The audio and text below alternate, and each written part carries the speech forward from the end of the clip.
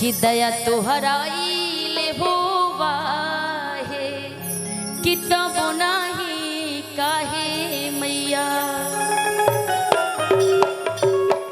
भक्त बड़ी प्यार से मैया से विनती करता है। और आइए इसी भजन की फरमाइश थी, इसीलिए इस भजन को ही गाते हैं।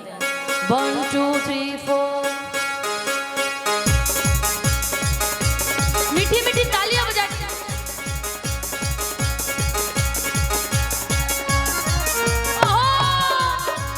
कम ऑन एवरीबॉडी, ताली 1 2 3 4 हाथ उठा के भाई।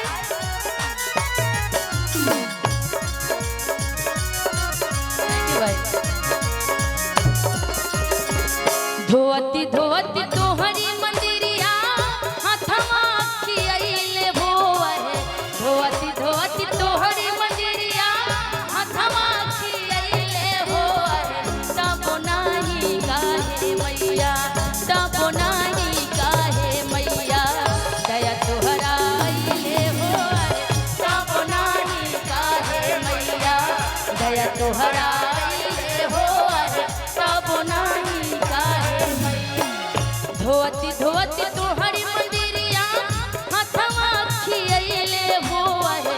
धोती धोती तोहरी मंदिरिया हाथवा खियाइले होवा है। बोले प्रेम से लोरी वाले बाबा की। एक बार जरा दोनों हाथ उठाएंगे जो प्यार करते हैं, जरा एक बार जिनके पास दो दो हाथ है, एक बार भगवान के नाम से। हाथ नहीं है आपके पास भाई? कह रहे हो नहीं? नहीं भी इतना प्यार से बोल रहे हो कि भगवान को भी मानना पड़ेगा कि अच्छा नहीं हाथ है। एक बार दोनों हाथ उठा लीजिए जिनके पास दो दो हाथ है।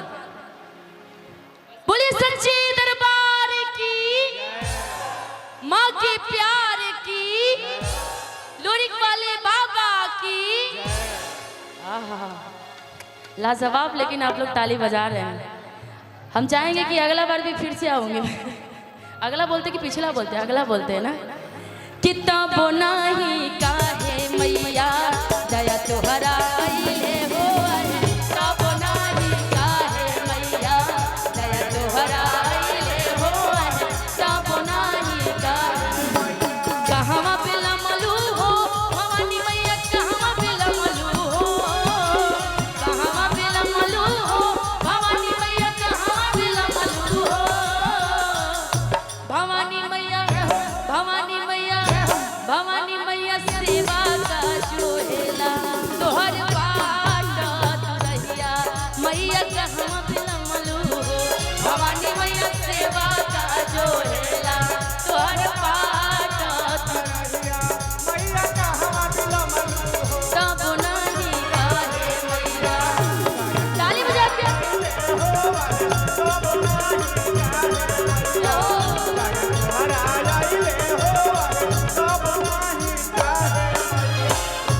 तोहरे के कहे मैया सब कोई भोली।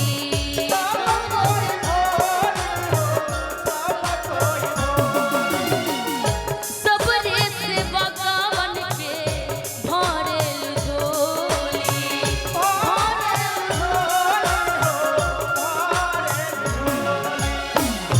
तोहरे के कहे मैया सब कोई भोली, सब कोई भोली हो। कितना ले गैया के घिउआ बाती में समैले होवा है। कितना ले गैया के घिउआ बाती में समैले। उधर के भक्त तो ताली बजाए थे, इधर के भक्त भी एक बार जरा दोनों हाथ उठा लीजिए जिनको बाबा से प्यार है। जरा हाँ एक बार दोनों हाथ मताएं बहन आप लोग भी उठा लीजिए ना। बड़ा अच्छा व्यवस्था आप लोगों को दिया गया है, लेकिन बैठने का है। बोलिए सच्चे दरबार की। किताब नाही काहे मैया, दया तोहराइले होवा है। किताब नाही काहे मैया, दया तोहराइले होवा है। सातो बहिनी झुलुआ